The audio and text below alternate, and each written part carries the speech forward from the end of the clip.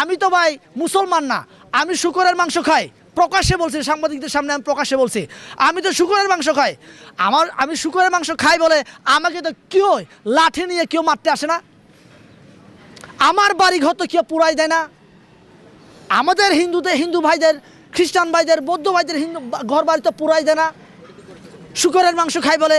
তাহলে তোমরা যে এতই সংখ্যালঘু এত মানে নিজের দেশকে সংখ্যালঘু প্রিয় ভিন্ন ধর্ম সহাবস্থানের দেশ বলছো, তোমার দেশে তো গরুর গোশত খাওয়ার কারণে কত মুসলমান ভাইকে মানে হত্যা করা হয়েছে, এটা তো আমাদের গুগলে সার্চ করলে পাওয়া যায়। গরুর গোশত খাওয়ার কারণে আপনি মুসলমান ভাইদের ঘর বাড়ি পুরাই দেন, রাস্তাঘাটে হেনস্থা করেন, এটা তো আমরা দেখছি প্রতিনিয়ত। আপনি বলবেন আমার বাংলাদেশে সম্প্রতি দাঙ্গা চলছে, এই ধরনের ভুল বার্তা, ভুল মেসেজ আপনারা দিবেন না। আমি হুঁশিয়ারি দিয়ে বলছি ভাই, আমরা যেভাবে স্বাধীনভাবে শুকরের মাংস খেতে পারি, তোমার ভারতীয় স্বাধীনভাবে আমার মুসলমান ভাইদেরকে গরুর মাংস খাওয়ার আইন তুমি করো, দেখি তোমার বুকের পাটা কত আছে।